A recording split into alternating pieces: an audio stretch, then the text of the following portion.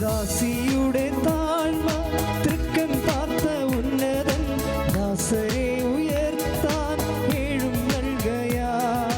ദാസിയുടെ താഴ്മ തൃക്കൻ പാർത്ത ഉന്നതൻ ദാസരെ ഉയർത്താൻ എഴുന്നള്ളുകയാൽ. എന്തൊരാനന്ദം എന്തൊരാനന്ദം അമ്മ മേരിയൊപ്പം ആരാധിക്കുമ്പോൾ. എന്തൊരാനന്ദം എന്തൊരാനന്ദം അമ്മ മേരിയൊപ്പം ആരാധിക്കുമ്പോൾ. അപ്പോഴും മനുഷ്യർ നമ്മളെ താഴ്ത്തും, അല്ലേ? മനുഷ്യർ താഴ്ത്തും. വിജയത്തിൻ്റെ വഴികളാണ് നമ്മൾ ധ്യാനിക്കുന്നത്. വിശ്വാസ വിജയത്തിൻ്റെ വഴികളിൽ തന്നെ താഴ്ത്തുക ഒന്ന് നമ്മൾ ചെയ്യേണ്ടതാണത്. അത് ഈശോ ചെയ്തതാണ്, തന്നെ താഴ്ത്തി. എന്താണ്? അവൻ്റെ സ്റ്റാൻഡേർഡ് അവൻ കീപ്പ് ചെയ്തില്ല. ചിലപ്പോൾ നമ്മുടെ നിലവാരം ചോദ്യം ചെയ്യപ്പെടാം. ഇപ്പോൾ ചില അപ്പന്മാർ വന്ന് വീട്ടിലോട്ട് വന്ന് കയറുമ്പോൾ പുതിയ മരുമക്കൾക്ക് ഇങ്ങനെ മേലും കീഴും അറിയത്തില്ലല്ലോ. എല്ലാവർക്കും അല്ല, ചിലർക്ക്. അവരപ്പം തന്നെ മൊബൈൽ നോക്കിക്കൊണ്ടിരിക്കും. അപ്പന്മാർ വന്ന് അമ്മായിയപ്പൻ അല്ലെങ്കിൽ കെട്ടി വന്ന വീട്ടിൽ ഭർത്താവിൻ്റെ അപ്പൻ അകത്തോടെ വന്ന് കയറുകയാണ്. അപ്പോൾ അവളെന്ത് ചെയ്ത്? അവൾക്കറിയാം ഈ മുപ്പലാം കയറി വരുന്നുണ്ടെന്ന്, പക്ഷേ മൈൻഡ് ചെയ്യത്തില്ല. അവളെന്താ? അവൾ വീഡിയോ ഗെയിം കളിച്ചുകൊണ്ടിരിക്കുക. അതോടുകൂടി ആ അമ്മായിയപ്പന് കുരുവ് പൊട്ടും, തീർന്ന പരിപാടി. പിന്നെ എന്താണ്? ഈ പിശാചിനെ എങ്ങനെയെങ്കിലും ഇവിടുന്ന് മാറ്റി താമസിപ്പിക്കണം, അല്ലെങ്കിൽ കല്യാണം കലക്കണം. ഈ അവരുടെ അത് മനുഷ്യനും വിറഞ്ഞു കഴിഞ്ഞുകൊണ്ടല്ലോ അവൻ മേലും കീഴും നോക്കത്തില്ല. എന്താണ്? അവൻ്റെ സ്ഥാനം ചോദ്യം ചെയ്യപ്പെട്ടിരിക്കുകയാണ്. സ്ഥാനം ചോദ്യം ചെയ്യപ്പെടും. അതായത് ഒരപ്പനാണ് കയറി വരുന്നത്. അപ്പം മരുമകൾ പുതിയ മരുമകളാണ് എൻ്റെ അവളെ വീഡിയോ കളിച്ചുകൊണ്ടിരിക്കുകയാണ്. അയാളെ മൈൻഡ് ചെയ്യണില്ല. അതെന്ത് ചെയ്ത്? പിന്നെ അയാൾ മൈൻഡ് ചെയ്യാതെ തടി തപ്പി അവിടെ നിന്ന്. കാര്യം എന്താ? ഇവിടെ മുമ്പിൽ കൊച്ചാകണതായിട്ട് അവളറിയിക്കാതിരിക്കാൻ നീ ഇരിക്കണത് ഞാൻ മൈൻഡ് ചെയ്തില്ലെന്ന് പറഞ്ഞുകൊണ്ട് ഒരു തരികിട കളി കളിച്ചുകൊണ്ട് മാറി. അല്ലെങ്കിൽ ചെന്ന് ഭർത്താവിനോട് പറയും, നമുക്കൊരു അബദ്ധം പറ്റിയെന്ന് തോന്നുന്നുണ്ട്, ഒരു വിഷവിത്തിനെയാണ് കെട്ടിയെടുത്തിരിക്കുന്നത്, കുടുംബത്തിൻ്റെ മാനവും സ്ഥാനവും അറിയാൻ പാടില്ലാത്ത ആളെയാണ് ഇവൾ, ആര് വളർത്തി, ഏത് കാണ്ടാമൃഗമാണ് ഇവളെ വളർത്തിയെന്ന് അറിയത്തില്ല. പിന്നെ നമുക്ക് ഭയങ്കര ഡയലോഗാണ് നമുക്ക് ഓടിക്കാൻ. ദാറ്റ് ഈസ് കാര്യം എന്താ? നമ്മുടെ പൊസിഷൻ ചോദ്യം ചെയ്യപ്പെട്ടിരിക്കുന്നു. ജീവിതത്തിൽ ദൈവമാണ്, പക്ഷെ ദൈവമാണ് അവളെ അവിടെ ഇരുത്തിയത്, നമ്മുടെ സ്ഥാനത്തെ ചോദ്യം ചെയ്തതെന്ന് പറയുമ്പോൾ നമ്മളെ എളിമപ്പെടുത്താൻ വേണ്ടി ദൈവം ഒരു വഴി കാണിച്ച് വെച്ചിരിക്കുന്നതാണെന്ന് ലോകത്താരും മനസ്സിലാകത്തില്ല, പക്ഷേ ദൈവ പൈതലിന് മനസ്സിലാകും. അതുകൊണ്ട് അവനെന്ത് ചെയ്യും? അവൻ അമ്മയെപ്പോലെ മൗനം പാലിക്കും. 2:19 മൗനം. അവൻ ഈശോയെപ്പോലെ മൗനം പാലിക്കും. ഐസയ 53:7 മൗനം. ആ വിഷയം അങ്ങനെയാണ്. നമ്മളെ തന്നെ എളിമപ്പെടുത്തും. നമ്മുടെ സ്ഥാനം. കാര്യം എന്താ? അവൻ പ്രകൃത്യാ ദൈവമായിരുന്നു. നീ അമ്മായിയപ്പനാണ്, വീടിൻ്റെ അപ്പനാണ്, കുടുംബത്തിൻ്റെ നാഥനാണ്, ഓക്കെ. പക്ഷേ ചില സമയത്ത് സ്ഥാനങ്ങൾ നമ്മൾക്ക് ചോദ്യം ചെയ്യപ്പെടാൻ ദൈവം ഇടയാക്കും. നമ്മുടെ സ്ഥാനങ്ങൾ ചോദ്യം ചെയ്യപ്പെടാൻ ദൈവം ഇടയാക്കും. ഇപ്പോൾ 3 പേര് കൂടി സംസാരിച്ചുകൊണ്ടിരിക്കുകയാണ്. അവർ 2 പേരും കൂടി സംസാരിക്കുന്നത് നമ്മൾ ആ സംസാരത്തിന് അവോയ്ഡ് ചെയ്യും. നിങ്ങളെ ഞാൻ അഡ്രസ്സ് ചെയ്യാൻ ഉദ്ദേശിക്കണില്ല, നിങ്ങളെ അഡ്രസ്സ് ചെയ്തിട്ട് എനിക്ക് എന്നാ കിട്ടാനാണെന്നുള്ള രീതിയിൽ അവർ സംസാരിക്കുമ്പോൾ ഒന്നെങ്കിൽ നമുക്ക് അവിടെ നിന്ന് പോരേണ്ടി വരും, അതല്ലെങ്കിൽ നമുക്ക് അതിനെ കുത്തിക്കലക്കം ഉണ്ടാക്കേണ്ടി വരും. എന്തെങ്കിലും ചെയ്യാതിരിക്കാൻ പറ്റത്തില്ല. കാര്യം നമ്മുടെ സ്ഥാനം ചോദ്യം ചെയ്യപ്പെട്ടിരിക്കുന്നു. ദൈവം ഇതല്ലേ? ചില സമയത്ത് ദൈവം തന്നെ ഇങ്ങനെ സമൂഹത്തിൽ 3 പേരുണ്ടെങ്കിൽ 3ാമത്തെ ഒരാളായിട്ട് നിന്നെ അവോയ്ഡ് ചെയ്തെന്ന് വരാം. കാര്യം എന്താണ്? അപ്പോൾ നീ ഓർക്കണം, ഒന്നും സംഭവിച്ചിട്ടില്ല, ഈശോയായിട്ട് എന്നെ മാറിയിരിക്കുന്നു ഞാൻ. കാര്യം ഈശോയ്ക്കാണ് ഇങ്ങനെ സംഭവിച്ചത്. അവൻ പ്രകൃത്യാ ദൈവമായിരുന്നു, പക്ഷേ അവൻ ദൈവത്തോടുള്ള സമാനത, അവൻ്റെ സ്ഥാനം പരിഗണിക്കേണ്ട ഒരു കാര്യമായി അവൻ കരുതിയില്ല. അതുകൊണ്ട് ഈശോയുടെ നാമത്തിൽ ഞാനും എൻ്റെ സ്ഥാനം ഈശോയുടെ നാമത്തിൽ പരിഗണിക്കേണ്ട ഒരു കാര്യമായി കരുതണില്ല. കർത്താവെ, എന്നെ എളിമപ്പെടുത്തിയതിന് നന്ദി പറയുന്നു. കർത്താവെ, ദൈവം നമ്മൾ ഉയർത്തണ വഴികളാണത്. സ്തുതിക്കട്ടെ, സ്തുതിക്കട്ടെ. ഹല്ലേലൂയ, യേശുവേ, ഹല്ലേലൂയ, ഹല്ലേലൂയ, യേശുവേ, ഹല്ലേലൂയ, ഹല്ലേലൂയ, യേശുവേ, സ്തുതി, hallelujah, hallelujah, hallelujah, hallelujah, hallelujah. യേശുവേ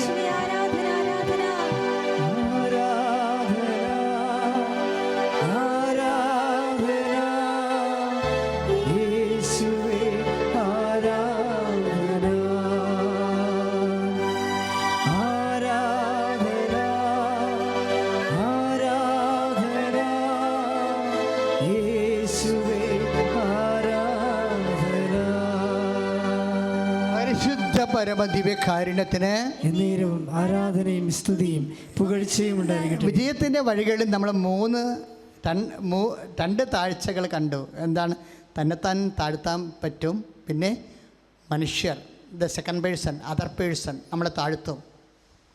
അതാണ് നമ്മൾ ഐസയ 53:3 കണ്ടത്. തന്നെത്താൻ താഴ്ത്തുന്നത് നമ്മൾ ഫിലിപ്പിയർ 2:6 കണ്ടു. ഇനി ദൈവം തന്നെ നേരിട്ട് നമ്മളെ താഴ്ത്തും, നമ്മളെ എളിമപ്പെടുത്തും. ദൈവം തന്നെ നേരിട്ട് നമ്മളെ എളിമപ്പെടുത്തും. അത് ദൈവത്തിൻ്റെ പണ്ട് മുതലേയുള്ള വിശ്വാസ വഴികളിലുള്ള ഒരു പരിശീലനത്തിൻ്റെ ഭാഗമാണ്. നിയമാവർത്തനം 8:2 എന്താ പറയണത്? അവിടെ നിങ്ങളെ മരുഭൂമിയിലൂടെ യാത്ര ചെയ്യിച്ചത് എന്ത് മരുഭൂമിയാണ്? ശൂന്യത ഓരിയിടുന്ന മരുഭൂമി. എന്ത് മരുഭൂമിയാണ്? ആത്മീയ സർപ്പങ്ങളുള്ള മരുഭൂമി. എന്ത് മരുഭൂമിയാണ്? വെള്ളവുമില്ല ഭക്ഷണവുമില്ലാത്ത മരുഭൂമി, പട്ടിണിക്കാലം. അവിടെ നിങ്ങളെ മരുഭൂമിയിലൂടെ കരിന്തേള് മഞ്ഞത്തേളുകളുള്ള മരുഭൂമി. കാര്യം നമ്മൾ കുറേ നാളത്തേക്ക് നമ്മുടെ ജീവിതത്തിൽ തേളിൻ്റെ സ്വഭാവമുള്ള മനുഷ്യരെ കണ്ടുമുട്ടത്തുള്ളൂ. തന്തയ്ക്ക് വിളിക്കണവരും തോന്നിവാസികളും നമ്മളെ മൈൻഡ് ചെയ്യാത്തവരും ഒരു കാലമാണ്. ജീസസിൻ്റെ കൂടെ ഈ കാലങ്ങൾ ഒത്തിരി ഉണ്ട് മക്കളെ. നിങ്ങളെപ്പോഴും വിചാരിക്കരുത് സന്തോഷത്തിൻ്റെ കാലമല്ല, എല്ലാ തരത്തിലെ കാലവുമുണ്ട്. മരുഭൂമിയിലൂടെ പോകുമ്പോൾ എന്താണ്? ആഗ്നേയ സർപ്പങ്ങളാണ്. പണിയും പാരയും വരണത് അറിയത്തില്ല. കാര്യം ആഗ്നേയ സർപ്പങ്ങളെ കണ്ടിട്ടില്ല, തീപ്പാമ്പ്. അവൻ ഈ മരുഭൂമിയിലെ മഞ്ഞ മണ്ണിൻ്റെ ഉള്ളിൽ പൊതഞ്ഞ് കിടന്നിട്ട് കണ്ണ് മാത്രം, മൂക്ക് മാത്രം മോളി വെക്കും. കാണത്തില്ല, പാര എവിടെ നിന്ന് വരുന്നതെന്ന് അറിയാൻ പറ്റത്തില്ല. നമ്മുടെ ചവിട്ടടി നമുക്കെതിരെയുള്ള മരണം പതിയിരിക്കുന്ന കാലമാണ്. ചവിട്ടടിയും മരണം പതിയിരിക്കുന്നു. ചവിട്ടി കഴിയുമ്പോഴാകുമ്പോൾ പിടിക്കണം നമ്മളെ. അപ്പം അങ്ങനെ ഒരു കാലമുണ്ടാകും, മരുഭൂമിയിലൂടെ നയിക്കും. പക്ഷേ എന്താ പറയണത്? ഭജനം എന്താ പറയണത്? ഇങ്ങനെ അവിടെ നിങ്ങളെ മരുഭൂമിയിലൂടെ വിട്ടത് എന്തിനാണ്? നിങ്ങളെ എളിമപ്പെടുത്താനും. അതാണ് സംഭവം. അതാണ് നിയമാവർത്തനം 8:2, 8:3. നിങ്ങളെ എളിമപ്പെടുത്താനും മനുഷ്യൻ അപ്പം കൊണ്ട് മാത്രമല്ല ദൈവത്തിൻ്റെ വായിൽ നിന്ന് വീഴുന്ന ഓരോ വചനങ്ങൾ കൊണ്ട് കൂടിയാണ്. അപ്പം ദൈവത്തിൻ്റെ വചനങ്ങളിലേക്ക് പിന്തിരിയാൻ വേണ്ടിയാണ് എൻ്റെ മക്കളൊരു പണി ചെയ്യണം. ഇപ്പം ഇന്നാളൊരു അമ്മച്ചി എന്നോട് പറഞ്ഞു, അച്ഛാ വീട്ടിലെപ്പോഴും കലഹം, മക്കൾ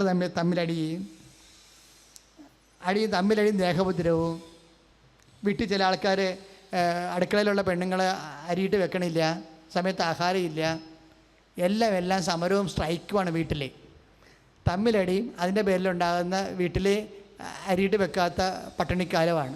പലതരത്തിലുള്ള കാലങ്ങളാണ്. ഇങ്ങനെ കാലം നമ്മുടെ കുടുംബജീവിതത്തിൽ ഉണ്ടാകും. ചിലപ്പോൾ ഭർത്താവ് വെള്ളം ഒഴിച്ച് നടക്കും, നമ്മുടെ കാര്യം അന്വേഷിക്കത്തില്ല. ഈ മക്കൾ തമ്മിലടിയും പല വിഷയങ്ങളാണ്. ഇപ്പോൾ ഓരോരുത്തർക്കും ഓരോ മൊബൈൽ വേണമെന്ന് പറഞ്ഞ് നടക്കണില്ലേ? അല്ലേ? ഇപ്പോൾ ആപ്പൊക്കെ ആയാലും ഗവൺമെൻറ് തൽക്കാലത്തേക്ക് ബാൻ ചെയ്ത് വെച്ചിരിക്കുകയാണ്. അത് കാരണം ടിക്ടോക്ക് അങ്ങനെയുള്ള ആപ്പുകളൊക്കെ വന്നില്ല. ആപ്പുള്ളത് ചിലക്ക് കളി കാണണം, ചിലക്ക് സ്പോർട്സ് കാണണം, ചിലക്ക് സിനിമ കാണണം, ചിലക്ക് കോമഡി കാണണം.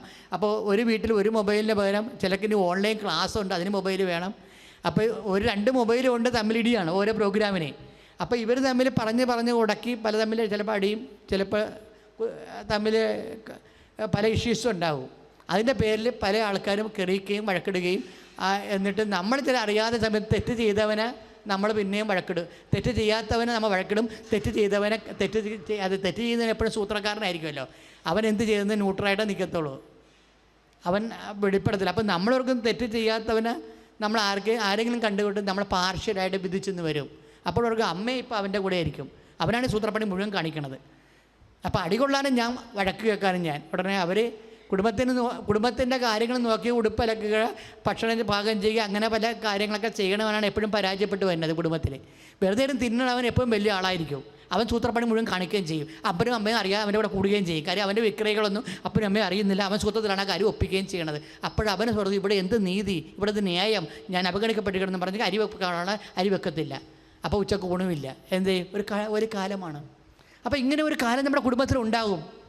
ആരും കുറ്റം പറയരുത്. ഇവരെന്താ പറയുന്നത്? വചനം 8:2 എന്താ പറഞ്ഞിരിക്കുന്നത്? അവിടെ നിങ്ങളെ മരുഭൂമിയിലൂടെ വിടുകയാണ്.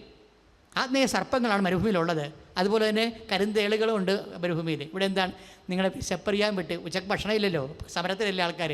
അരിവെപ്പ് തൊഴിലാളികളെല്ലാം സമരത്തിലാണ്. നമുക്ക് ഭക്ഷണമില്ല. ഇനി നമ്മൾ ഭക്ഷണം കഴിച്ചാൽ പോലും തിരക്കാനും ആളില്ല.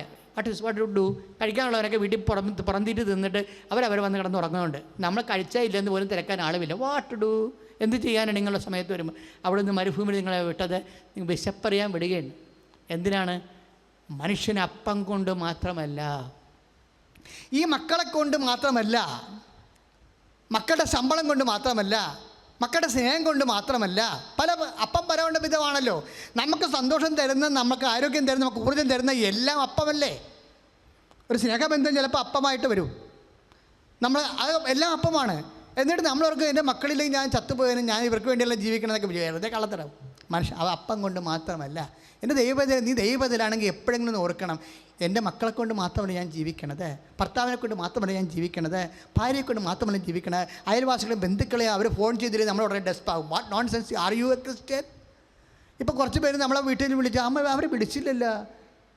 ഇപ്പോൾ അത് കാര്യം, ഇപ്പം നമ്മളെ കൊണ്ട് കാര്യമൊന്നും ഇല്ലായിരിക്കും.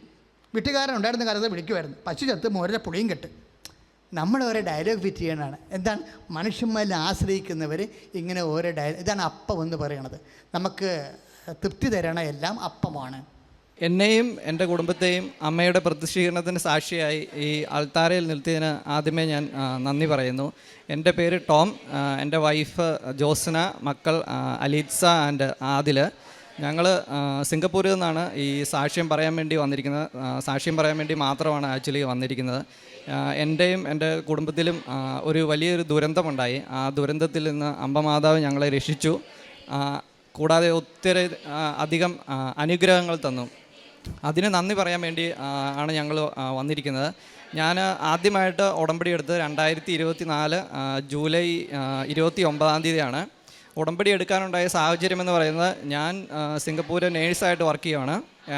ഞാൻ അവിടെ PR ആണ്. എൻ്റെ വൈഫ് അവിടെ PR-ൻ്റെ ഫാമിലി വിസയിൽ, ഡിപ്പെൻഡൻറ്റ് വിസയിൽ അവിടെ വർക്ക് ചെയ്യുന്നുണ്ട്, അവിടെ നിൽക്കുന്നുണ്ടായിരുന്നു. ആ വിസ എല്ലാ വർഷവും റിന്യൂ ചെയ്യേണ്ട ഒരു വിസയാണ്. അപ്പം ആ വിസയുടെ റിന്യൂവൽ സമയത്ത് പെട്ടെന്ന് ആ വിസ റിജക്റ്റായി. അപ്പം റിജക്റ്റ് ആകാനുണ്ടായ സാഹചര്യം എന്ന് പറയുന്നത്, എൻ്റെ വൈഫ് ഈ സംഭവം നടക്കുന്നതിന് ഒരു വർഷം മുമ്പ് എൻ്റെ വൈഫ് പാസ്പോർട്ട് റിന്യൂ ചെയ്തിരുന്നു. ആ പാസ്പോർട്ടിൽ പഴയ SSLCയിലുള്ള ഡേറ്റ് ഓഫ് ബർത്ത് തെറ്റായിരുന്നു. അത് വെച്ച് പാസ്പോർട്ട് എടുത്തിരുന്നു. അപ്പോൾ അതുകൊണ്ട് തന്നെ അത് കറക്റ്റ് ചെയ്യാൻ വേണ്ടി ഞങ്ങൾ SSLC അങ്ങനെയുള്ള എല്ലാ ഡോക്യുമെൻറ്റ്സും കറക്റ്റ് ചെയ്ത് ഞങ്ങൾ പാസ്പോർട്ട് റിന്യൂ ചെയ്തു. അപ്പോൾ ആ റിന്യൂ ചെയ്ത പാസ്പോർട്ടുമായിട്ട് ആ സമയത്ത് ഞങ്ങൾ ജൂണിൽ പിള്ളേർക്ക് ഹോളിഡേ ആയിരുന്നു, ഞങ്ങളിവിടെ കൃപാസനത്തിൽ വന്നിട്ടുണ്ടായിരുന്നു. ആ പാസ്പോർട്ട് വെച്ച് വൈഫ് ഇവിടെ വന്ന് പ്രാർത്ഥിച്ചു. NRI ഉടമ്പടി എടുത്ത് ഉടമ്പടി പുതുക്കിയിട്ടാണ് ഇവിടുന്ന് പോയത്. അതിനുശേഷം എൻ്റെ വൈഫ് അവിടെ ജോലിയും ചെയ്യുന്നുണ്ടായിരുന്നു. അപ്പം അങ്ങനെ ഇരിക്കുന്ന സാഹചര്യത്തിലാണ് ആ വിസ പെട്ടെന്ന് റിജക്റ്റ് ആകുന്നത്. അപ്പോൾ റിജക്റ്റ് ആയ സമയത്ത് ഇമിഗ്രേഷൻ ഡിപ്പാർട്ട്മെൻറ്റ് ഞങ്ങളോട് കുറച്ച് ഡോക്യുമെൻറ്റ്സ് ചോദിച്ചിരുന്നു. അവർ ചോദിച്ച ഡോക്യുമെൻറ്റ്സ് എല്ലാം ഞങ്ങൾ ആക്ച്വലി കറക്റ്റ് സമയത്ത് ഞങ്ങൾ കൊടുത്തു. എന്നിട്ട് അവർക്ക് ഞങ്ങളുടെ എക്സ്പ്ലനേഷൻ അത്രയ്ക്ക് തൃപ്തിയായിട്ട് തോന്നിയില്ല. അങ്ങനെ പെട്ടെന്നൊരു ദിവസം വിസ റിജക്റ്റ് ആവുകയാണ് ചെയ്തത്. അപ്പം ആക്ച്വലി ഞാൻ സിംഗപ്പൂർ 15 വർഷമായിട്ട് ഞാൻ അവിടെ ഉണ്ട്. പക്ഷേ ഞാൻ ഫാമിലി വിസ കിട്ടിയിട്ട് 2 വർഷമേ ആയിട്ടുണ്ടായിരുന്നുള്ളൂ. ഞങ്ങൾ ഒരുമിച്ച് ഫാമിലിയായിട്ട് ജീവിക്കാൻ തുടങ്ങിയിട്ട് 2 വർഷമേ ആയിട്ടുള്ളൂ. അപ്പോൾ ഈ വിസ പെട്ടെന്ന് റിജക്റ്റ് ആയി കഴിഞ്ഞപ്പം എൻ്റെ വൈഫിന് പെട്ടെന്ന് നാട്ടിലോട്ട് തിരിച്ചു വരണം, അല്ലെങ്കിൽ പിള്ളേർക്ക് എനിക്കവിടെ തന്നെ പിള്ളേരെ മാനേജ് ചെയ്യാൻ പറ്റത്തില്ല. അപ്പോൾ പിള്ളേരും നാട്ടിലോട്ട് തിരിച്ചു വരണം, അങ്ങനെ ഒരു അവസ്ഥയായി. ഈ വിസയുടെ ഇഷ്യൂ സോൾവ് ആയില്ലെങ്കിൽ. അപ്പം ഞങ്ങൾ പെട്ടെന്ന് ഞങ്ങൾക്ക് ഒത്തിരി ഒരു സങ്കടപ്പെട്ടത് അങ്ങനെ ആ ഒരു അവസ്ഥയിലേക്കായി. അപ്പോൾ ഒരു ദിവസം വൈഫ് ഇവിടെ 2019 മുതൽ ഉടമ്പടി എടുത്തിട്ടുണ്ട്. ഞാനിവിടെ ആക്ച്വലി കൃപാസനത്തിൽ ഒത്തിരി പ്രാവശ്യം വൈഫിൻ്റെ കൂടെ വന്നിട്ടുണ്ട്. 2019 ഒരു പ്രാവശ്യം ഞാൻ ജപമാല റാലിയൊക്കെ കൂടിയിട്ടുണ്ട്. പക്ഷേ എനിക്ക് കൃപാസനത്തിൽ അത്രയ്ക്ക് വിശ്വാസം ഉണ്ടോ ഇല്ലയെന്ന് ഞാൻ പറയുന്നില്ല. പക്ഷേ ഞാൻ അത്ര വലിയ ആത്മീയതയോ പ്രാർത്ഥനയോ അങ്ങനെയുള്ള ഒരു ആളൊന്നും അല്ലായിരുന്നു. അച്ഛൻ പറയുന്ന പോലെ കൂടുതലായിട്ടും എനിക്കവിടെ ജോലിയുണ്ട്, എൻ്റെ മെറിറ്റിൽ വിശ്വസിച്ച് ഞാനങ്ങനെ ജീവിക്കുകയായിരുന്നു. അപ്പോൾ ആ സാഹചര്യത്തിലാണ് പെട്ടെന്നൊരു ഇരുട്ടടി പോലെ വിസ റിജക്റ്റ് ആകുന്നത്. അപ്പോൾ വൈഫ് എന്നോട് ഒരു ദിവസം പറഞ്ഞു, പെട്ടെന്ന് നമുക്കൊരു 7 ദിവസത്തേക്ക് എൻ്റെ കൂടെ രാവിലെ ഒന്ന് എഴുന്നേക്കാവോ, പ്രതിഷ്ഠീകരണ പ്രാർത്ഥന ചെല്ലാൻ വേണ്ടി എന്ന് ചോദിച്ചു. ഇതിനു മുമ്പ് എന്നോട് ഒരിക്കലും അങ്ങനെ പറഞ്ഞിട്ടില്ല. അപ്പോൾ അതുകൊണ്ട് തന്നെ ഞാൻ പറഞ്ഞു ഓക്കെ. കാരണം വിസ റിജക്റ്റ് ആയപ്പോൾ അവൾക്ക് നല്ലപോലെ സങ്കടമുണ്ടെന്ന് എനിക്കറിയാം. അപ്പോൾ ഞാൻ പറഞ്ഞു എഴുന്നേക്കാമെന്ന് പറഞ്ഞു. അങ്ങനെ ഞാൻ പ്രതിഷ്ഠീകരണ പ്രാർത്ഥന ചെല്ലാൻ തുടങ്ങി. കുറച്ച് ദിവസം ഞാൻ പ്രതിഷ്ഠീകരണ പ്രാർത്ഥന ചൊല്ലിക്കഴിഞ്ഞപ്പം എൻ്റെ മനസ്സിൽ തന്നെ മാതാവ് ഇങ്ങനെ തോന്നിക്കുവാണ് ഉടമ്പടി എടുക്കണമെന്ന്. അപ്പം അതിനു മുമ്പ് തന്നെ ഞാൻ ഇത് ഈ ഉടമ്പടി എന്താണെന്ന് അറിയത്തില്ലാത്തതുകൊണ്ട് തന്നെ ഞാൻ വൈഫിനോട് ചോദിക്കാൻ എനിക്ക് മടിയാണ്. അതുകൊണ്ട് തന്നെ ഞാൻ വൈഫ് അറിയാതെ ഞാൻ എല്ലാ ദിവസവും ജോലിക്ക് പോകുമ്പോഴും വരുമ്പോഴും എനിക്ക് കുറച്ച് ടൈം കിട്ടും. അപ്പം ഞാൻ പോകുന്ന വഴിക്കുള്ള അച്ഛൻ്റെ ധ്യാനങ്ങളും സാക്ഷ്യങ്ങളെല്ലാം തന്നെ കേൾക്കാൻ തുടങ്ങി. അങ്ങനെ കേട്ട് എനിക്ക് ഉടമ്പടിയെപ്പറ്റി കുറച്ചൊരു ഐഡിയയൊക്കെ ആയി. പക്ഷെ എന്നാലും ഉടമ്പടി എടുക്കാൻ എനിക്ക് മടിയായിരുന്നു. ഇതെല്ലാം ചെയ്യാൻ പറ്റുമോ അല്ലെങ്കിൽ ഇതെല്ലാം ചെയ്യണ്ടേ, അങ്ങനെ ഒരു ചിന്തയായിരുന്നു. അങ്ങനെ ഒരു ദിവസം ഞാൻ ഉറങ്ങിക്കിടക്കുവാണ്. അപ്പോൾ പെട്ടെന്ന് എന്നോട് എനിക്ക് ഉറങ്ങാൻ പറ്റുന്നില്ല, എന്തോ ഒരു ശ്വാസം മുട്ടൽ പോലെ. അപ്പോൾ ഞാൻ എഴുന്നേറ്റിരുന്നു. എന്നിട്ട് പിന്നെയും കടന്നു നോക്കി, പിന്നെ ഇത് തന്നെ സംഭവിക്കുന്നു. അപ്പോൾ എന്നിട്ട് പിന്നെ എന്നോട് ഇങ്ങനെ ആരോണ്ട് ഇങ്ങനെ പറയുവാണ്, പിന്നെയും റിപ്പീറ്റ് ചെയ്ത് പറയുവാണ്, നീ ഓൺലൈൻ ഉടമ്പടി എടുക്കുക, ഓൺലൈൻ ഉടമ്പടി എടുക്കുന്നത്. അങ്ങനെയാണ് ഞാൻ ആദ്യമായിട്ട് ഓൺലൈൻ ഉടമ്പടി എടുക്കുന്നത്. എടുത്ത ആ സമയത്ത് തന്നെ എനിക്ക് തോന്നുന്നു സഞ്ചാരി മാതാവ് അവിടെ എൻ്റെ കൂടെ സിംഗപ്പൂർ ഉണ്ടായിരുന്നു. കാരണം എനിക്ക് സോഷ്യൽ മീഡിയയിൽ അത്യാവശ്യം നല്ലൊരു അഡിക്റ്റ് ഉണ്ട്. ഞാൻ ഒത്തിരി ഫോൺ യൂസ് ചെയ്യും, ഫേസ്ബുക്ക്, ഇൻസ്റ്റ എല്ലാം യൂസ് ചെയ്യുന്ന ഒരാളായിരുന്നു. ഈ ഉടമ്പടി എടുത്ത ആ നിമിഷം തന്നെ എൻ്റെ ഫോണിൽ നിന്ന് ഇതെല്ലാം ഞാൻ അൺഇൻസ്റ്റാൾ ചെയ്തു. അത് ഞാനായിട്ട് ചെയ്തതാണെന്ന് എനിക്കിപ്പോഴും വിശ്വാസം വരുന്നില്ല. എനിക്ക് തോന്നുന്നു മാതാവായിട്ട് അത് ചെയ്യിപ്പിച്ചതാണ്. കാരണം എൻ്റെ ജീവിതത്തിൽ എന്തോ ഒരു വലിയ ദുരന്തം സംഭവിക്കാൻ പോകുന്നതെന്ന് മാതാവിന് നേരത്തെ അറിയായിരുന്നു. അപ്പോൾ എന്നെ ഒന്ന് പ്രിപ്പയർ ആക്കാൻ വേണ്ടി തന്നെ ചെയ്തതാണ്. ഞാൻ ആക്ച്വലി അല്ലെങ്കിൽ ഞാൻ എല്ലാം ഈസി വേ ഈസി ഗോ, ഒരു പ്ലേ ബോയ് ആ ടൈപ്പാണ്. അപ്പം ഇത് ചിലപ്പോൾ എന്നെക്കൊണ്ട് പിടിച്ചു നിൽക്കാൻ പറ്റത്തില്ല എന്നൊരു തോന്നലുണ്ടായി ഈ മാതാവിന്. അപ്പോൾ അതുകൊണ്ട് തന്നെ ഞങ്ങൾ ഉടമ്പടി എടുത്തു. പിന്നെ ഞങ്ങളിങ്ങനെ ഉടമ്പടി എടുത്ത് പ്രാർത്ഥിക്കാനൊക്കെ തുടങ്ങി. ഓരോ കാര്യങ്ങളൊക്കെ ഞാൻ പതുക്കെ ചെയ്യാൻ തുടങ്ങി. ഒരു 4 ദിവസം കഴിഞ്ഞപ്പം ഇമിഗ്രേഷൻ ഡിപ്പാർട്ട്മെൻറ്റിൽ നിന്ന് എൻ്റെ വൈഫിനൊരു കോൾ വന്നു. അപ്പം ഞാനോർത്ത് ഞാൻ ഓൺലൈൻ ഉടമ്പടി എടുത്ത് 4 ദിവസം കഴിഞ്ഞപ്പോൾ തന്നെ അവർ റെസ്പോണ്ട് ചെയ്ത് തുടങ്ങി. അപ്പം ഞാനോർത്ത് വിസ കിട്ടും, എല്ലാം റെഡിയാവും എന്നുള്ള രീതിയിലാണ് ഞാനും വൈഫും കൂടെ ഇമിഗ്രേഷൻ ഡിപ്പാർട്ട്മെൻറ്റിൽ പോകുന്നത്. അന്ന് ആക്ച്വലി എനിക്ക് ഓഫായിരുന്നു. ആക്ച്വലി വൈഫിനെ മാത്രമേ അവർ വിളിച്ചിട്ടുണ്ടായിരുന്നുള്ളൂ. അപ്പം ഞാൻ വെറുതെ അവിടെ പോയതാണ്. അപ്പോൾ ഇമിഗ്രേഷൻ ഡിപ്പാർട്ട്മെൻറ്റിന് 2 ബിൽഡിംഗ് ഉണ്ട്. ഒരു ബിൽഡിങ് വിസയൊക്കെ ഇഷ്യൂ ചെയ്യുന്ന ബിൽഡിങ്ങും അതിൻ്റെ പുറകിലായിട്ട് വേറൊരു ബിൽഡിംഗ് ഉണ്ട്. അത് കുറേ വർഷമായിട്ട് ഞാൻ അവിടെ ഉണ്ട്. പക്ഷേ ഞാനതൊന്നും ആ ബിൽഡിംഗ് അത്രയ്ക്ക് അങ്ങ് ശ്രദ്ധിക്കുന്നൊരു ബിൽഡിംഗ് ഒന്നുമല്ലായിരുന്നു. അപ്പം അവിടെ ചെന്ന് കഴിഞ്ഞപ്പോൾ ഞങ്ങൾ മെയിൻ ബിൽഡിങ്ങിലാണ് പോയത്, വിസയൊക്കെ ഇഷ്യൂ ചെയ്യുന്നത്. ഞങ്ങൾ ഓർത്ത വിസയുടെ ഇഷ്യൂവിനാണ് ഞങ്ങളെ വിളിക്കുന്നതെന്നാണ്. അവിടെ ചെന്ന് കഴിഞ്ഞപ്പോഴാണ് മനസ്സിലായത് ഞങ്ങളെ കൊണ്ടുപോയത് അപ്പുറത്തെ സെക്കൻഡ് ബിൽഡിങ്ങിലോട്ടാണ്. അത് അവിടുത്തെ ഇമിഗ്രേഷൻ ഡിപ്പാർട്ട്മെൻറ്റിൻ്റെ ലോ എൻഫോഴ്സ്മെൻറ്റ്, അവിടുത്തെ ക്രൈം ഡിവിഷൻ ഇൻവെസ്റ്റിഗേഷൻ്റെ ഒരു ബിൽഡിംഗ് ആയിരുന്നു. അവിടെ ചെന്നതിന് ശേഷം മാത്രമാണ് ഞങ്ങൾക്ക് മനസ്സിലായത് എൻ്റെ വൈഫിൻ്റെ പേരിൽ സിംഗപ്പൂർ ഇമിഗ്രേഷൻ ഡിപ്പാർട്ട്മെൻറ്റ് ഒരു കേസ് എടുത്തിട്ടുണ്ടായിരുന്നു. 1 വർഷം മുമ്പ് വൈഫ് പാസ്പോർട്ട് റിന്യൂ ചെയ്തതുമായിട്ട് ബന്ധപ്പെട്ട് അവർക്ക് കുറച്ച് ക്ലാരിഫിക്കേഷൻസ് വേണം. അപ്പോൾ അവർക്ക് ഞങ്ങൾ കൊടുത്ത എക്സ്പ്ലനേഷൻ അത്രയ്ക്ക് തൃപ്തിയായിട്ട് തോന്നിയില്ല. അതിൻ്റെ പേരിൽ അവരൊരു കേസ് എടുത്തു. അവിടുത്തെ റൂൾ അനുസരിച്ച് നമ്മൾ സിംഗപ്പൂർ എൻ്റർ ആകുന്നതിന് മുമ്പ് തന്നെ ഒരു പാസ്പോർട്ട് പർട്ടിക്കുലർ വെച്ച് എൻ്റർ ആവണം. പിന്നെ നമ്മളത് മാറ്റുന്നതിന് ഇച്ചിരി കുറച്ച് റിസ്ക്കാണ്. അപ്പോൾ ആക്ച്വലി അതിൻ്റെ പേരിലാണ് കേസെടുത്തതെന്നാണ് ഞങ്ങളുടെ ധാരണ. പക്ഷേ പിന്നെയാണ് എനിക്ക് മനസ്സിലായത് അവർ കേസെടുത്തത് അതിൻ്റെ പേരിലല്ല. കാരണം എൻ്റെ വൈഫ് പാസ്പോർട്ട് റിന്യൂ ചെയ്ത് ഡോക്യുമെൻറ്റ്സ് എല്ലാം കറക്റ്റ് ചെയ്തിരുന്നു. എല്ലാ ഡോക്യുമെൻറ്റ്സും ഡേറ്റ് ഓഫ് ബർത്ത് മാറ്റിക്കഴിഞ്ഞപ്പോൾ എല്ലാം പുതിയ ഡോക്യുമെൻറ്റ്സ് ആയിട്ട് മാറി. അപ്പോൾ അവർക്കൊരു ഡൗട്ട്, എൻ്റെ വൈഫ് എന്തോ വലിയൊരു ക്രൈം ചെയ്തു, എന്തോ ഒരു സ്കാമോ മാനിപ്പുലേഷനോ അങ്ങനെ എന്തോ ചെയ്തു, എല്ലാം ഒരു ആൾ മാറാട്ടം നടത്തിയെന്ന് അവർക്കൊരു ഡൗട്ട്. അത് ഇൻവെസ്റ്റിഗേറ്റ് ചെയ്യണമെന്നുണ്ടെങ്കിൽ അവർക്ക് വേറെ ഒരു രീതിയിലും ചെയ്യാൻ പറ്റത്തില്ല. ഞങ്ങളുടെ പേരിൽ ഒരു കേസ് എടുത്തു കഴിഞ്ഞാൽ മാത്രമേ ഞങ്ങളുടെ കൂടുതൽ പേഴ്സണൽ ഡീറ്റെയിൽസ്, ഞങ്ങളുടെ ബാങ്ക് അക്കൗണ്ട്, ഞങ്ങളുടെ മൊബൈൽ ഫോൺ ട്രാക്കിങ് അങ്ങനെയുള്ള എല്ലാ കാര്യങ്ങളും അവർക്ക് ചെയ്യാൻ പറ്റത്തുള്ളൂ. അപ്പോൾ അതിൻ്റെ പേരിൽ തന്നെ വൈഫിൻ്റെ പേരിൽ കേസെടുത്തു. ആദ്യത്തെ ദിവസം ഒരു രാവിലെ 10 മണിയായപ്പോഴാണ് ഞങ്ങളവിടെ പോയത്. 10 മണി മുതൽ വൈകിട്ട് 5 മണി വരെ എൻ്റെ വൈഫിനെ അവരോട് എടുത്ത് ഇൻവെസ്റ്റിഗേറ്റ് ചെയ്തു. അപ്പം ഞാൻ പുറത്ത് നിൽപ്പുണ്ട്, എനിക്കെന്താ സംഭവിക്കുന്നതെന്ന് മനസ്സിലായില്ല. ഞാൻ അവിടുത്തെ സെക്യൂരിറ്റിയോട് ചോദിച്ചു ഇതെന്താ സംഭവം എന്നാന്ന് ചോദിച്ചു. അപ്പോൾ പറഞ്ഞു ഇത് എന്തെങ്കിലും ക്രിമിനൽ കേസൊക്കെ പെട്ട് ഇൻവെസ്റ്റിഗേഷൻ വരുന്നവരെ കൊണ്ടിരുന്നതെന്ന് മനസ്സിലായി. അപ്പം തന്നെ എൻ്റെ റിലെല്ലാം പോയി. അപ്പോഴാണ് എനിക്ക് മനസ്സിലായത് മാതാവ് എന്നെക്കൊണ്ട് എന്തിനായിരുന്നു ഉടമ്പടി എടുപ്പിച്ചതെന്ന് എനിക്ക് അന്നാണ് മനസ്സിലായത് ആക്ച്വലി. അപ്പോൾ എൻ്റെ കയ്യിൽ ഞാൻ ആരെങ്കിലുമൊക്കെ ഫോൺ ചെയ്താലോ എന്തെങ്കിലുമൊക്കെ ചെയ്താലോ എന്ന് ഓർത്തിട്ട് ഞാനാണ് ഫോൺ എടുത്തത്. പക്ഷേ ഫോൺ എടുത്ത് പിന്നെയാണ് എനിക്ക് മാതാവ് തന്നെ എനിക്ക് ബോധ്യങ്ങൾ തരുന്നുണ്ട്. കാരണം സിംഗപ്പൂർ ഇതനുസരിച്ച് നമ്മൾക്ക് അവിടുത്തെ ക്രിമിനൽ കേസിൽ നമുക്ക് വേറെ ആരെയും നമുക്ക് ഇൻവോൾവ് ചെയ്യാനോ നമ്മുടെ നാട്ടിലെ പോലെ MLA യോ മന്ത്രിയോ അങ്ങനെയൊന്നും വിളിക്കാനൊന്നും പറ്റത്തില്ല. നമ്മൾ ആരെങ്കിലും വിളിച്ച് എന്തെങ്കിലും ചെയ്യാൻ ശ്രമിച്ചു കഴിഞ്ഞാൽ അതിൻ്റെ പേരിൽ അവർ വേറെ കേസെടുക്കും.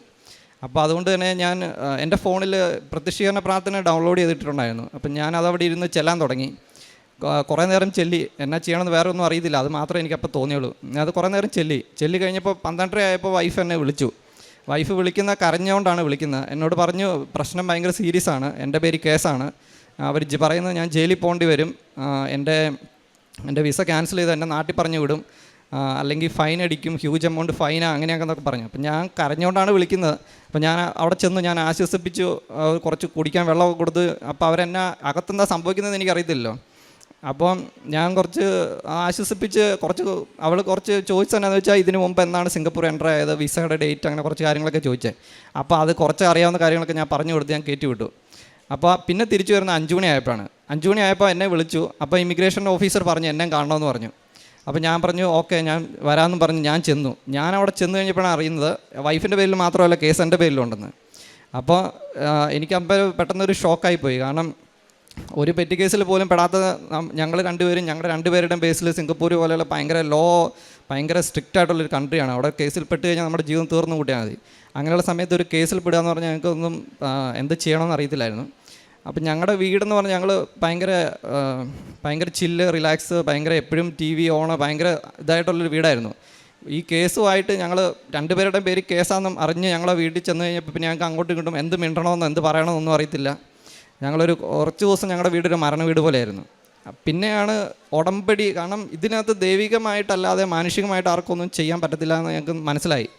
അപ്പോൾ ഞങ്ങൾ വൈഫ് ഓൾറെഡി അവിടെ ഉടമ്പടിയിലാണ്, ഞാൻ ഓൺലൈൻ ഉടമ്പടി എടുത്തിട്ടുണ്ട്. അപ്പം ഞങ്ങൾ തീക്ഷ്ണമായിട്ട് ഞങ്ങൾ പ്രാർത്ഥിക്കാൻ തുടങ്ങി. കാരണം ഇതല്ലാതെ വേറൊരു ഇതിനകത്ത് നിന്ന് രക്ഷപ്പെടുത്താൻ പറ്റത്തില്ലെന്ന് ഞങ്ങൾക്ക് മനസ്സിലായി. അങ്ങനെ ഞങ്ങൾ പ്രാർത്ഥിച്ചു, ഞങ്ങൾ നോയമ്പെടുക്കാൻ തുടങ്ങി. ഞാനും വൈഫും കൂടെ മ്യൂച്വൽ അണ്ടർസ്റ്റാൻഡിങ്, ഞങ്ങൾ ശാരീരികമായ വിശുദ്ധി മെയിൻറ്റെയിൻ ചെയ്യാൻ തുടങ്ങി. ഈ കേസ് തീരുന്നവൻ വരെ ഞങ്ങൾ ഞങ്ങൾ ചിരിച്ചു. കാരണം ഇത് സീരിയസ് ആയിട്ടുള്ള ക്രൈമാണ്. കാരണം 1 വർഷം വരെ തടവ് ഒരു കേസിന് കിട്ടും. 4000 സിംഗപ്പൂർ ഡോളർ പിഴയുണ്ട്. എൻ്റെ പേരിൽ 3 കേസും വൈഫിൻ്റെ പേരിൽ 3 കേസും.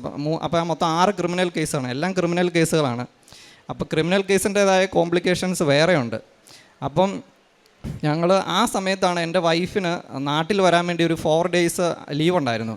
അപ്പോൾ ഞങ്ങൾ ആ സമയത്ത് വൈഫിൻ്റെ വിസ സ്റ്റിൽ ഓണാണ്. അപ്പം ഞങ്ങൾ അവിടെ ഇൻവെസ്റ്റിഗേഷൻ ഓഫീസറിനോട് ചോദിച്ചു നാട്ടിൽ പോകുന്നതിന് എന്തെങ്കിലും കുഴപ്പമുണ്ടെന്ന് ചോദിച്ചു. പറഞ്ഞില്ലെന്ന് പറഞ്ഞു. അപ്പോൾ വൈഫ് ഇവിടെ വന്ന് ഉടമ്പടി പുതുക്കി. അതിന് ജോസഫ് അച്ഛനെ കാണാൻ വേണ്ടി ഒരു ഭാഗ്യം ലഭിച്ചു. അപ്പോൾ അച്ഛൻ തലയിൽ കൈവച്ച് പ്രാർത്ഥിച്ച് വൈഫിനൊരു കാശുരൂപം കൊടുത്തു. അതിന് പറഞ്ഞു കേസ് തേഞ്ഞ് മാഞ്ഞില്ലാതായി പോകുമെന്ന് പറഞ്ഞു.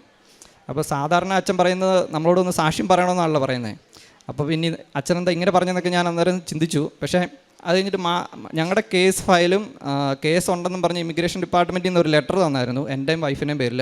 ആ ലെറ്ററും ആ പാസ്പോർട്ട് ഞങ്ങളുടെ ഡോക്യുമെൻറ്റ്സ് എല്ലാം അച്ഛൻ മാതാവിൻ്റെ രൂപത്തിലും ഈശോയുടെ ഇതിലും കൊണ്ട് സമർപ്പിച്ചായിരുന്നു. എന്നിട്ടാണ് എൻ്റെ വൈഫ് തിരിച്ച് സിംഗപ്പൂർ വന്നത്. അപ്പോൾ വന്നപ്പം ഇവിടുന്ന് ഉടമ്പടി പത്രവും എല്ലാം, അപ്പോൾ കൂടുതൽ ഞങ്ങൾ കുറച്ചും കൂടെ ആക്റ്റീവായിട്ട് ഞങ്ങൾ ഉടമ്പടി ചെയ്യാൻ തുടങ്ങി. ഞാൻ ഉടമ്പടി എടുത്തെന്നല്ലാതെ ഞാനൊന്നും അങ്ങനെ വലിയ കാര്യമായിട്ടൊന്നും ചെയ്യുന്നില്ലായിരുന്നു. അപ്പോൾ പത്രമൊക്കെ കൊണ്ടുവന്ന് ഞാൻ പത്രമൊക്കെ കൊടുക്കാൻ വേണ്ടി പോകാൻ തുടങ്ങി. ഞാൻ തന്നെ പോയി ഇംഗ്ലീഷ് പത്രം എല്ലാവരോടും സംസാരിച്ച്, കൃപാസനം എന്ന് പറയുന്നൊരു ചർച്ചയൊക്കെ ഉണ്ട്, അങ്ങനെയൊക്കെ പറഞ്ഞ് ഞങ്ങൾ കൊടുക്കാൻ തുടങ്ങി. ഇത് തുടങ്ങി ഒരു 2 ആഴ്ച കഴിഞ്ഞപ്പം എൻ്റെ വൈഫിൻ്റെ വിസ തീരുന്ന ദിവസമായി. വൈഫിൻ്റെ വിസ തീർന്നു. അന്ന് നെക്സ്റ്റ് ഡേയിൽ എൻ്റെ വൈഫിൻ്റെ ജോലി പോയി. എൻ്റെ വൈഫ് അവിടെ വർക്ക് ചെയ്യുന്നുണ്ടായിരുന്നു. ജോലി പോയി. അപ്പോൾ നെക്സ്റ്റ് ഡേ അവർ പറഞ്ഞു വിസ തീർന്നല്ലോ, ഇനിയിപ്പോൾ അവിടെ നിൽക്കാൻ വിസയില്ല, ഇമിഗ്രേഷൻ ഡിപ്പാർട്ട്മെൻറ്റിൽ ചെല്ലാൻ പറഞ്ഞു. അപ്പോൾ ഞങ്ങൾ രാവിലെ ഇമിഗ്രേഷൻ ഡിപ്പാർട്ട്മെൻറ്റിൻ്റെ വൈഫ് പോയി. ഇമിഗ്രേഷൻ ഡിപ്പാർട്ട്മെൻറ്റിൽ ചെന്ന് കഴിഞ്ഞപ്പം കേസ് ആയതുകൊണ്ട് നാട്ടിൽ പോകാൻ പറ്റത്തില്ല, കേസ് തീർന്നിട്ട് ഇനി നാട്ടിൽ പോകാൻ പറ്റത്തുള്ളൂ എന്ന് പറഞ്ഞിട്ട് അവരെൻ്റെ വൈഫിൻ്റെ പാസ്പോർട്ട് മേടിച്ച് വെച്ചു. അപ്പോൾ പാസ്പോർട്ട് മേടിച്ച് വെച്ചപ്പോഴാണ് എനിക്ക് കുറച്ചും കൂടെ ഇതിൻ്റെ സീരിയസ്നെസ് മനസ്സിലാകുന്നത്. നമ്മൾ പെട്ടു ആക്ച്വലി, ഇനി എന്ത് ചെയ്യാൻ പറ്റും, ഒന്നും ചെയ്യാൻ പറ്റത്തില്ല. അപ്പോഴാണ് എനിക്കൊരു ധൈര്യം എവിടുന്ന് എൻ്റെ മനസ്സിലിങ്ങനെ വരുവാണ്. കാരണം ഈ പാസ്പോർട്ടാണ് മാതാവിൻ്റെ രൂപത്തിൽ കൊണ്ടുപോയി മുട്ടിച്ച് വെച്ച് പ്രാർത്ഥിച്ച് അച്ഛൻ ഞങ്ങൾക്കൊരു കാശ് രൂപം തന്ന് ഞങ്ങളോട് പറഞ്ഞു എല്ലാം ശരിയാവുമെന്ന് പറഞ്ഞു. ആ ഒരു വിശ്വാസത്തിൽ മാത്രമാണ് ഞങ്ങൾ ജീവിച്ചുകൊണ്ടിരുന്നത്. കാരണം 2 പിള്ളേരും ഉണ്ട്. ഞങ്ങൾ 2 പേരും ജയിലിൽ പോയി കഴിഞ്ഞാൽ എന്ത് ചെയ്യും? ഇങ്ങനെ എല്ലാ ദിവസവും പ്രാർത്ഥനയാണ്. എൻ്റെ വൈഫ് എല്ലാ ദിവസവും ഒന്നും ചെയ്യാനില്ല, ജോലിയും പോയി, കേസുമായി വിസയില്ല. ഞങ്ങൾ കരച്ചിലാണ്. എല്ലാ ദിവസവും രാത്രിയിലിരുന്ന് കൊന്ത ചെല്ലുന്നു, ജപമാല ചെല്ലുന്നു. എല്ലാ ദിവസവും രാവിലെ എഴുന്ന് പ്രത്യക്ഷീകരണ പ്രാർത്ഥന ചെല്ലും. പറ്റുന്ന ദിവസങ്ങളെല്ലാം പള്ളിയിൽ പോവും. ഇതൊന്നും ചെയ്യാതിരുന്ന ഒരാളായിരുന്നു ഞാൻ. അപ്പം ഇതെല്ലാം ചെയ്യേണ്ട അവസ്ഥയായി, എല്ലാം ചെയ്തു തുടങ്ങി. എൻ്റെ മാതാവ് വലിച്ച് ഉടമ്പടിയിലോട്ട് എടുത്ത ഒരവസ്ഥയായി. അപ്പോൾ ഞങ്ങളിങ്ങനെ എല്ലാം ചെയ്തുകൊണ്ടിരിക്കുകയാണ്. ആ സമയത്ത് എൻ്റെ വൈഫിൻ്റെ 2ാമത്തെ ഇൻവെസ്റ്റിഗേഷൻ കഴിഞ്ഞു. അപ്പോൾ ഓരോ ഇൻവെസ്റ്റിഗേഷൻ കഴിയുമ്പോൾ വൈഫ് എന്നെ അവിടെ നിന്ന് കരഞ്ഞുകൊണ്ട് വിളിക്കും, എനിക്കിത് സഹിക്കാൻ പറ്റത്തില്ല, അവർ കേസിൻ്റെ ഓരോ കോംപ്ലിക്കേഷൻസ് കൂട്ടിക്കൊണ്ടിരിക്കുകയാണ്, ഓരോ കേസ് ആഡ് ചെയ്തുകൊണ്ടിരിക്കുകയാണ്, അങ്ങനെ പറയും. അപ്പം ഓരോ പ്രാവശ്യം പോവും, കരയും, തിരിച്ചു വരും. ഇത് തന്നെയായിരുന്നു പരിപാടി. ആ സമയത്താണ് എൻ്റെ സിംഗപ്പൂർ നേഴ്സിംഗ് ബോർഡിൻ്റെ രജിസ്ട്രേഷൻ റിന്യൂ ചെയ്യേണ്ട ഒരു സമയം വന്നു. അപ്പം ഞാനവിടെ 15 വർഷമായിട്ട് വർക്ക് ചെയ്യുകയാണ്. ഇതുവരെയായിട്ട് എനിക്ക് അങ്ങനെ ഒരു സിറ്റുവേഷൻ വന്നിട്ടില്ല. കാരണം ആ നേഴ്സിംഗ് ബോർഡിൻ്റെ ലൈസൻസ് റിന്യൂ ചെയ്യുന്ന സമയത്ത് അതിനകത്ത് നിങ്ങൾ എന്തെങ്കിലും ക്രിമിനൽ കേസിൽ പെട്ടിട്ടുണ്ടോ, അല്ലെങ്കിൽ നിങ്ങൾ എന്തെങ്കിലും ഇൻവെസ്റ്റിഗേഷൻ കറൻ്റിലി ഫേസ് ചെയ്യുമെന്ന ഒരു ക്വസ്റ്റ്യൻ ഉണ്ട്. ആ ക്വസ്റ്റ്യൻ യെസ് ചെയ്ത് കഴിഞ്ഞാൽ അവിടെ കേസുമായിട്ടുള്ള എല്ലാ ഡീറ്റെയിൽസും ഞാൻ എൻ്റെ നേഴ്സിംഗ് കൗൺസിലിന് ഞാൻ കൊടുക്കണം. അപ്പോൾ നേഴ്സിംഗ് കൗൺസിലിൽ ഞാൻ ഓൾറെഡി ഒരു ക്രിമിനലാണ്, എൻ്റെ പേര് കേസൊക്കെ ഉണ്ടെന്ന് വന്നു കഴിഞ്ഞാൽ എൻ്റെ നേഴ്സിംഗ് ലൈസൻസ് അവർ റിന്യൂ ചെയ്ത് തരത്തില്ല. അപ്പോൾ ഓൾറെഡി വൈഫിൻ്റെ ജോലി പോയി, ഇനിയിപ്പോൾ എൻ്റെ ജോലിയും കൂടെ പോകും എന്നുള്ളൊരവസ്ഥയിലായി. അപ്പം എനിക്ക് മനസ്സിലായി ഇത് ഞങ്ങളെ കൊണ്ടേ പോകുള്ളൂ, ആ ഒരു അവസ്ഥയിലേക്ക് എത്തി. ആ സമയത്താണ് ഞാൻ ഒരു ദിവസം പള്ളിയിൽ ഞാനിങ്ങനെ കൊന്തയൊക്കെ ചൊല്ലിക്കൊണ്ടിരിക്കുമ്പോൾ മാതാവിനോട് ഞാൻ ഇങ്ങനെ കരഞ്ഞ് പ്രാർത്ഥിച്ചു, എന്നെ ഈ കേസിൽ നിന്ന് എങ്ങനെയെങ്കിലും ഒന്ന് രക്ഷിക്കണം, എൻ്റെ കുടുംബത്തെയും ഒരു കോംപ്ലിക്കേഷനും കൂടാതെ രക്ഷിക്കുവാണെങ്കിൽ ഞാൻ മരണം വരെ ഉടമ്പടിയിൽ നിൽക്കാമെന്ന് ഞാൻ പറഞ്ഞു. അങ്ങനെ ഒരു വാക്ക് ഞാൻ മാതാവിന് കൊടുത്തു. അങ്ങനെ കൊടുത്തു. ഇതെല്ലാം സംഭവിക്കുന്ന ആദ്യത്തെ എൻ്റെ ഓൺലൈൻ എടുത്ത ഒരു 3 മാസത്തിനുള്ളിലാണ് ഇതെല്ലാം സംഭവിക്കുന്നത്. അത് കഴിഞ്ഞ് ഒരു 2 ആഴ്ച കഴിഞ്ഞപ്പം അതേ കോംപ്ലിക്കേഷൻ പിന്നെയും വരുവാണ്. എൻ്റെ പിള്ളേരുടെ വിസ റിന്യൂ ചെയ്യേണ്ട സമയമായി. അപ്പോഴും ഇതേ സെയിം പ്രശ്നം തന്നെ. കാരണം എൻ്റെയും വൈഫിൻ്റെയും പേരിൽ അതേ ഇമിഗ്രേഷൻ ഡിപ്പാർട്ട്മെൻറ്റിൽ ക്രിമിനൽ കേസ് നിൽക്കുവാണ്. അതേ ഇമിഗ്രേഷൻ ഡിപ്പാർട്ട്മെൻറ്റിൽ പിള്ളേരുടെ 2 പേരുടെയും വിസയുടെ സ്പോൺസർ ഞാനാണ്. കാരണം എനിക്ക് മാത്രമേ PR ഉള്ളൂ. എനിക്ക് വിസ 2 പേർക്ക് അപ്ലൈ ചെയ്യണം. അപ്പം ആ സമയത്ത് ആക്ച്വലി പിള്ളേരും കൂടെ നാട്ടിൽ പോയി കഴിഞ്ഞാൽ ഞങ്ങൾ ശരിക്കും തകർന്നു പോകും. കാരണം ആകെയുള്ളൊരു ആശ്വാസം എന്ന് പറയുന്നത് പിള്ളേർ സ്കൂൾ വിട്ട് വരും, കുറച്ച് നേരം അവളവിടെ കളിയും ചിരിയും ഇതൊക്കെയായിരുന്നു. അപ്പം ഇങ്ങനെ ഒരു സിറ്റുവേഷൻ വന്നു കഴിഞ്ഞാൽ ഞങ്ങൾക്ക് എന്ത് ചെയ്യണമെന്ന് അറിയത്തില്ല. അപ്പം മാതാവിനോട് ഞങ്ങൾ ശരിക്കും കരഞ്ഞ് പ്രാർത്ഥിച്ചു. പിള്ളേരുടെ വിസ ഞാൻ അപ്ലൈ ചെയ്തു. അപ്ലൈ ചെയ്യുന്ന സമയത്തെല്ലാം ഉടമ്പടി തൈലം കൊണ്ട് ഫോണിൽ എൻ്റെ ഓരോ പ്രാവശ്യം അപ്ലൈ ചെയ്യുമ്പോഴും ഈ ഫോണിൽ അതുകൊണ്ട് ഉടമ്പടി തൈലം കൊണ്ട് കുരിശ് വരയ്ക്കുമായിരുന്നു.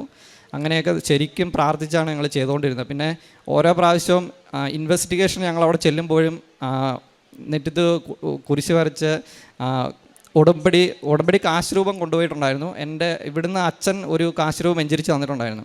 ആ കാശ് രൂപം ഞങ്ങൾ എല്ലാ പ്രാവശ്യവും ഇൻവെസ്റ്റിഗേഷന് പോകുമ്പോൾ ഞങ്ങൾ കൊണ്ടുപോകായിരുന്നു. ഉപ്പ് കൊണ്ടുപോയി ഇൻവെസ്റ്റിഗേഷൻ ഓഫീസറിൻ്റെ ആ ടേബിളിലും അവരുടെ കമ്പ്യൂട്ടറിലും എല്ലാം ഞങ്ങൾ ഇട്ടിട്ടുണ്ട്.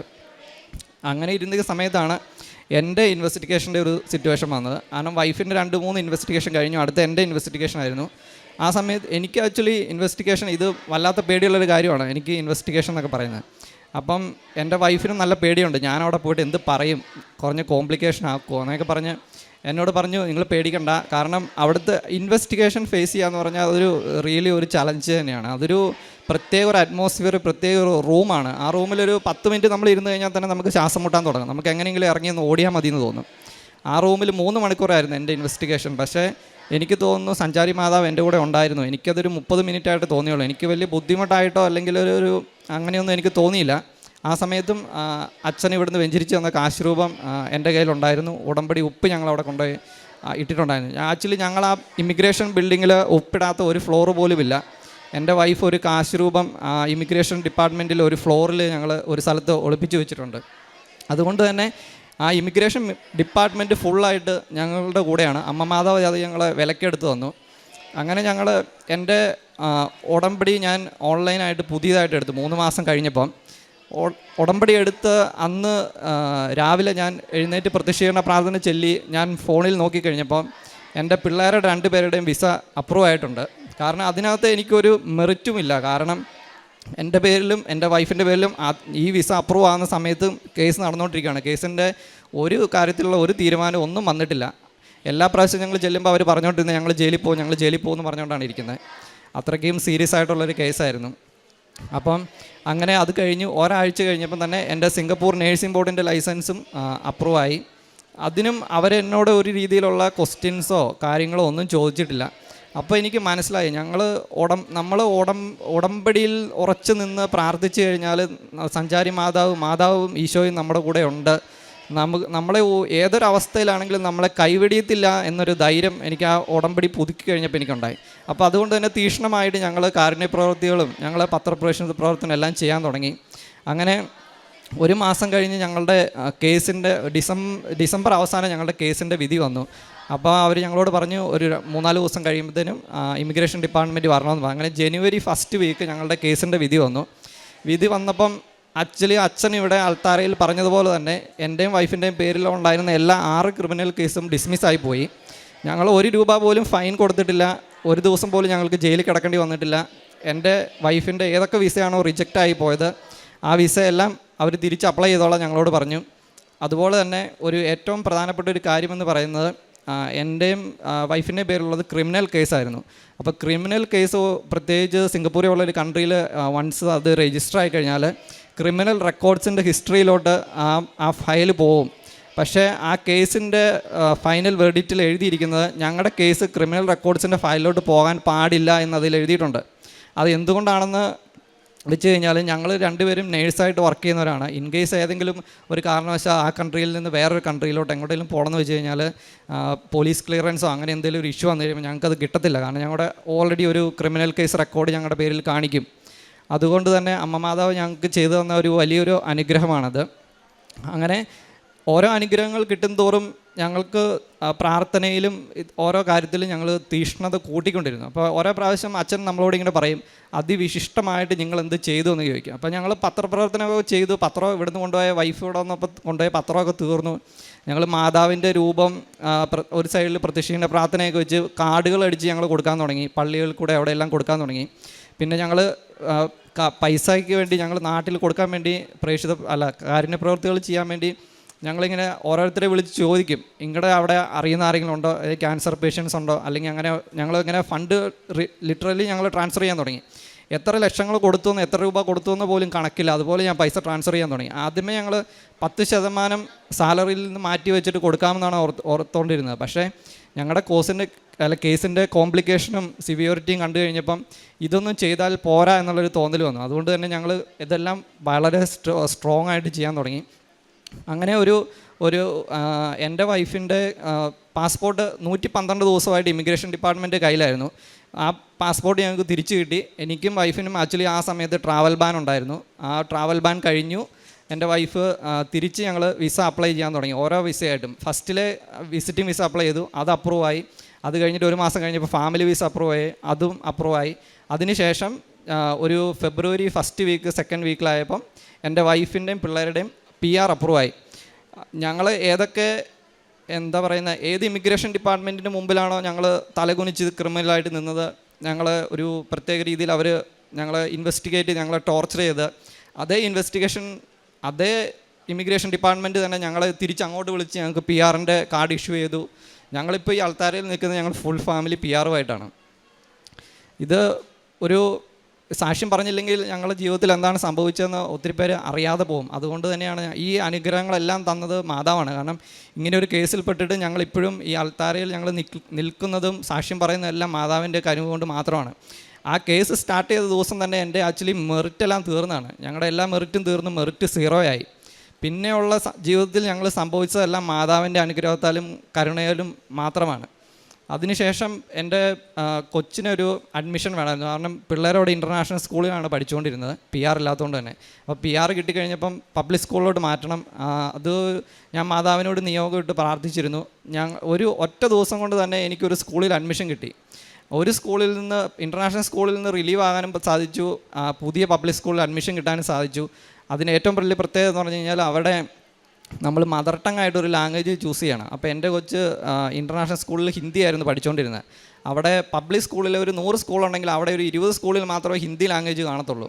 പക്ഷേ മാതാവ് ഞങ്ങൾക്ക് സെലക്ട് ചെയ്യുന്ന സ്കൂളിൽ ഹിന്ദി ലാംഗ്വേജ് ഉണ്ട്. അത് ഞങ്ങൾക്ക് അറിയത്തില്ലായിരുന്നു. ഞങ്ങൾ ആ സ്കൂളിൽ അഡ്മിഷന് വേണ്ടി ചെല്ലുന്ന ദിവസം മാത്രമാണ് ഞങ്ങൾക്ക് മനസ്സിലായത് അവിടെ ഇങ്ങനെ ഹിന്ദി സബ്ജക്റ്റ് ഉണ്ടെന്ന്. അതുകൊണ്ട് തന്നെ ഒത്തിരി അനുഗ്രഹങ്ങൾ ഞങ്ങൾക്ക് തന്നിട്ടുണ്ട്, ആത്മീയമായും എല്ലാ കാര്യങ്ങളും. ഞാനാണെങ്കിൽ പള്ളിയിൽ പോകുമെന്ന് വെച്ചാൽ ഞായറാഴ്ചകളിലൊക്കെ പോകും. അല്ലാത്ത ദിവസം മിക്ക ദിവസം ഞാൻ TV-യും ഇതെല്ലാം കണ്ട് വീട്ടിലിരിക്കത്തേ ഉള്ളൂ. വൈഫ് ഉടമ്പടി എടുത്തുകൊണ്ട് തന്നെ ഇതെല്ലാം പാലിക്കേണ്ടത് വൈഫിൻ്റെ ഉത്തരവാദിത്തം നടത്തുകൊണ്ടാണ് ഞാൻ ഓർത്തുകൊണ്ടിരുന്നത്. ഒരു കാരണവശാലും ഞങ്ങളുടെ ആത്മീയതയുടെ കാര്യത്തിൽ ഞങ്ങൾ രണ്ടുപേരും 2 ധ്രുവങ്ങളായിരുന്നു. വൈഫ് ഒരു സൈഡിലിരുന്ന് ബൈബിൾ വായിക്കും, ഞാനൊരു സൈഡിലിരുന്ന് മൊബൈൽ ഫോൺ കാണും, അല്ലെങ്കിൽ അവൾ രാവിലെ ഇരുന്ന് പ്രത്യക്ഷീകരണ പ്രാർത്ഥന ചെല്ലും, ഞാൻ കൂർക്കം വലിച്ച് കിടന്നുറങ്ങും. ഈ ഒരു അവസ്ഥയിലായിരുന്നു. ഉടമ്പടി എടുത്തതിന് ശേഷം ഞങ്ങൾ ഒരുമിച്ച് നിന്ന് രാവിലെ പ്രത്യക്ഷീകരണ പ്രാർത്ഥന ചൊല്ലി, അല്ലെങ്കിൽ ദൈവത്തിന് എന്ന് ഞങ്ങളുടെ ജീവിതത്തിൽ 1ാം സ്ഥാനം കൊടുക്കാൻ തുടങ്ങിയോ അന്ന് മുതൽ എൻ്റെ ജീവിതം മാറിത്തുടങ്ങി. ആദ്യമേ ഞങ്ങൾക്കൊരു ദുരന്തം, ഒരു സഹനം തന്നെങ്കിലും പിന്നെ മാതാവ് ഞങ്ങളെ കൈപിടിച്ച് എല്ലാ കാര്യങ്ങളും ഞങ്ങളുടെ കൂടെ ഉണ്ടായിരുന്നു. സഞ്ചാരി മാതാവ് ഞങ്ങളുടെ കൂടെ ഉണ്ടായിരുന്നു. ഞങ്ങളുടെ വീട്ടിലെ മെഴുകുതിരിയിൽ പ്രാവിൻ്റെ രൂപത്തിലൊരു ഇത് തെളിഞ്ഞു വരുമായിരുന്നു. അപ്പം പരിശുദ്ധാത്മാവിൻ്റെ ഒരു സാന്നിധ്യം ഉടമ്പടിയിലുടനീളം ഞങ്ങളുടെ കൂടെ ഉണ്ടായിരുന്നു. ഇത്രയും അനുഗ്രഹങ്ങളെല്ലാം തന്ന മാതാവിന് 1000 നന്ദി പറയുന്നു. ജോലി പോയപ്പോൾ ഞാൻ പ്രാർത്ഥന തന്നെയായിരുന്നു, പള്ളിയിൽ കിടക്കുമായിരുന്നു വേണമെങ്കിൽ പറയാം. ഞാൻ എന്തെങ്കിലും പ്രാർത്ഥിച്ചാണ് കേൾക്കാത്തപ്പോൾ ഞാൻ പിന്നെ ഒരു കാര്യം മാത്രം പ്രാർത്ഥിച്ചു, പരിശുദ്ധാത്മാവേ ഒരു കൊടുങ്കാറ്റായിട്ട് നീ ICUയിലേക്ക് ഇറങ്ങിച്ചെല്ലണമേ, അവരിൽ നിന്ന് ശിലാഹൃദയം എടുത്തു മാറ്റി അവർക്ക് മാംസള ഹൃദയം നൽകണമേ. ദാനിയേൽ 1:9 അനുസരിച്ചുകൊണ്ട് ഞാൻ ജോസ്നായോട് പ്രീതി അനുകമ്പയും തോന്നാൻ അവർക്ക് ഇടവരുത്തണമേ എന്ന്. അങ്ങനെയാണ് ഞാൻ പ്രാർത്ഥിച്ചത്. വേറെ കേസിൻ്റെ കാര്യങ്ങളൊന്നും ഞാൻ പിന്നെ പ്രാർത്ഥിച്ചിട്ടില്ല. പിന്നെ ദൈവത്തോട് കൂടുതലായിട്ട് അടുത്തപ്പോഴാണ് ഞങ്ങൾക്ക് അനുഗ്രഹങ്ങൾ കൂടുതൽ കിട്ടിയത്. കാരണം ഞങ്ങൾ പള്ളിയിൽ പോകുന്നതിന് കുറച്ച് ദൂരെയായിരുന്നു വീട്, ഒരു 2 ബസ് കയറണമായിരുന്നു. അപ്പം ഞങ്ങൾ പള്ളിയുടെ അടുത്തേക്ക് ഒരു 2 മിനിറ്റ് നടന്നാൽ മതിയുള്ള ദൂരത്തേക്ക് എന്ന് വീട് മാറണമെന്ന് ഞങ്ങൾ വിചാരിച്ചു പോകും. അന്നാണ് കേസ് ശരിയായി PR എല്ലാം ഞങ്ങൾക്ക് കിട്ടിയത്. പിന്നെ എന്ത് മനസ്സിൽ വിചാരിച്ചാലും മാതാവ് അന്നേരം തന്നെ അതിന് റിപ്ലൈ തരും. ഒരു പ്രാവശ്യം ഞാൻ ഇന്ന് ഹസ്ബൻഡിനോട് പറഞ്ഞു, ദാനിയേലച്ചന് ഇവിടെ ഒന്ന് വരണമെന്ന് എനിക്ക് ഭയങ്കര ഒരു ആഗ്രഹമുണ്ട് എന്ന് ഞാൻ പറഞ്ഞു. പക്ഷേ ഒരു 5 ദിവസം കഴിഞ്ഞപ്പോൾ പുള്ളിക്കാരൻ എനിക്കൊരു വീഡിയോ അയച്ചു തരുന്നു ദാനിയേലച്ചൻ ഇവിടെ വന്നതിൻ്റെ. അങ്ങനെ ഞാൻ എന്ത് മനസ്സിൽ വിചാരിക്കുന്നുവോ അത് മാതാവ് എനിക്ക് സാധിച്ചു തരുന്നുണ്ട്. പിന്നെ കാരുണ്യപ്രവർത്തികളായിട്ട് ചെയ്യുന്നത് ഞങ്ങൾ എല്ലാ ആഴ്ചയും തന്നെ കെയർ ഹോമിൽ പൈസ കൊടുക്കാറുണ്ട്. ഞങ്ങൾ സാലറിയുടെ 10% ഞങ്ങൾ മാറ്റി വെക്കാറുണ്ട്. പിന്നെ ഞങ്ങൾ പ്രോമിസ് ചെയ്തേക്കുന്നത് മറ്റുള്ളവരുടെ കുരിശുകൾ നമ്മുടെ സ്വന്തം കുരിശുകളായിട്ട് വഹിക്കുക. അതായത് പാവപ്പെട്ട ഒരാൾക്ക് വീട് വെച്ച് കൊടുക്കണം, പിന്നെ ഒരു മോൻ്റെ പുത്തൻ കുർബാന നടത്തണം. അങ്ങനെ കുറച്ച് കാര്യങ്ങൾ ഞങ്ങൾ ഈശോയോട് വാഗ്ദാനം ചെയ്തിട്ടുണ്ട്. പ്രേക്ഷിത പ്രവർത്തനമായിട്ട് പത്രങ്ങൾ ഞങ്ങൾ വിതരണം ചെയ്യുന്നുണ്ട്. പിന്നെ യൂട്യൂബിലെ ധ്യാനങ്ങളും എല്ലാം സാക്ഷ്യങ്ങളൊക്കെ ഷെയർ ചെയ്യുന്നുണ്ട്. ഇത്രയധികം നന്മകൾ ചെയ്തു തന്ന മാതാവിനും ഈശോയ്ക്കും ഒരുപാട് നന്ദി.